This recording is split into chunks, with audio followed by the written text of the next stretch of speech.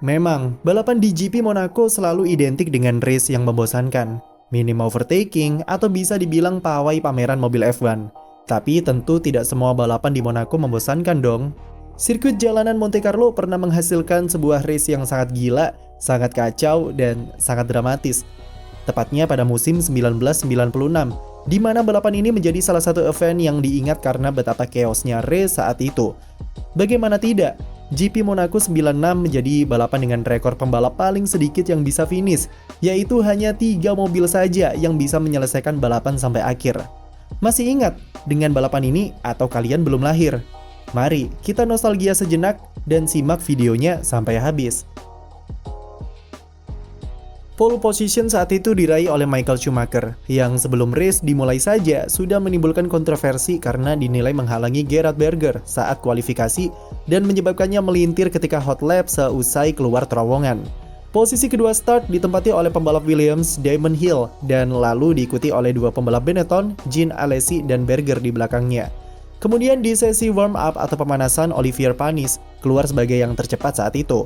Memang di F1 dulu masih terdapat sesi pemanasan di pagi hari untuk mematangkan setup sebelum balapan. Di sesi warm up tersebut sudah ada satu pembalap yang tidak bisa ikut start. Ia adalah Andrea Montermini yang merusak mobilnya dan tidak bisa ikut lomba, menjadikan GP Monaco saat itu hanya bakal diikuti 21 mobil saja. Hujan kemudian turun di akhir sesi warm up dan berlangsung sampai start balapan. Setelah ditunda beberapa saat, race akhirnya dimulai dan baru lap pertama kekacauan sudah terjadi.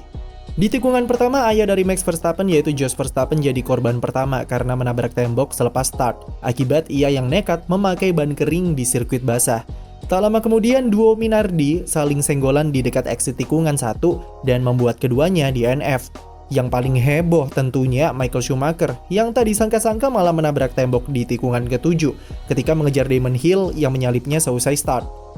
Tak sampai di situ, masih di lap pertama Rubens Barrichello melintir di area sebelum tikungan Rescas dan membuatnya tak bisa lanjutkan balapan.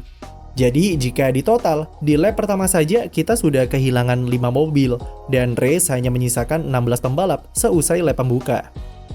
2 lap setelahnya, giliran pembalap Jepang, Ukyo Katayama yang harus akhiri balapan lebih dini karena menabrak tembok. Tak lama kemudian, kondisi sirkuit yang licin membuat pembalap tim Arrow, Ricardo Rosset, menjadi korban selanjutnya keganasan Monaco saat itu.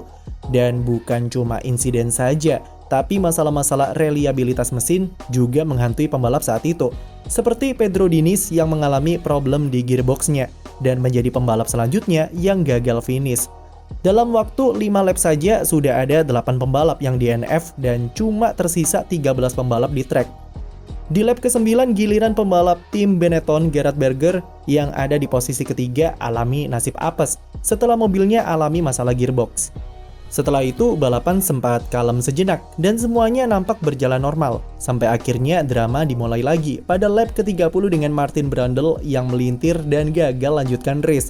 10 lap setelah itu tak diduga-duga Damon Hill yang tampil dominan sejak start dan diperkirakan akan menang mudah. Tiba-tiba mobilnya mengeluarkan asap dan mau tidak mau ia harus menepi keluar trek. Setelahnya, Jean Alesi sempat memimpin balapan selama 20 putaran sebelum akhirnya suspensi mobilnya rusak dan harus menyerahkan pimpinan balapan ke Olivier Panis. 9 mobil tersisa di sirkuit, ternyata drama belum selesai. Jacques Villeneuve yang mencoba melakukan overlap ke Luca Badoer malah saling senggolan di tikungan Mirbau di lap 66.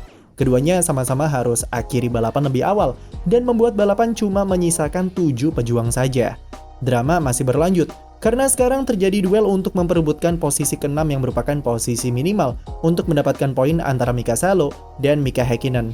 Pembalap di depan mereka yaitu Eddie Irvine tiba-tiba melintir di tempat yang sama dengan rekan setimnya Schumi di tikungan 7. Ketika Irvine mencoba memutar mobilnya, datanglah Mika Salo yang menabrak bagian belakang mobilnya dan kemudian disusul oleh Häkkinen.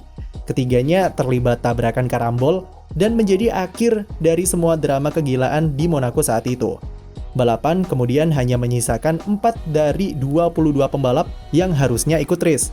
Sayangnya, Heinz Harald Frentzen yang duduk di posisi 4 terpaksa masuk pit dan gagal finish di lap terakhir. Dan akhirnya, balapan chaos tersebut dimenangkan oleh Olivier Panis yang mungkin jadi pembalap paling beruntung saat itu. Hoki sekali seumur hidup langsung terpakai di Monaco, dan ia berhasil meraih kemenangan pertama dan satu-satunya di F1. Posisi kedua ditempati oleh pembalap McLaren David Coulthard yang ketika itu meminjam helm Michael Schumacher karena helm miliknya alami masalah di visornya. Lalu tempat podium ketiga dihuni oleh Johnny Herbert. Karena kegilaannya, GP Monaco 1996 jadi balapan dengan rekor mobil paling sedikit yang bisa menyentuh garis finish, yaitu cuma 3 mobil saja, dan 18 lainnya tidak bisa finish, plus 1 tidak ikut start. Race itu sendiri selesai di lap ke-75, lebih cepat 3 putaran dari yang seharusnya dilakukan total 78 lap. Itu karena balapan F1 dibatasi selama 2 jam non-stop, dan akhirnya jumlah lap harus dipangkas.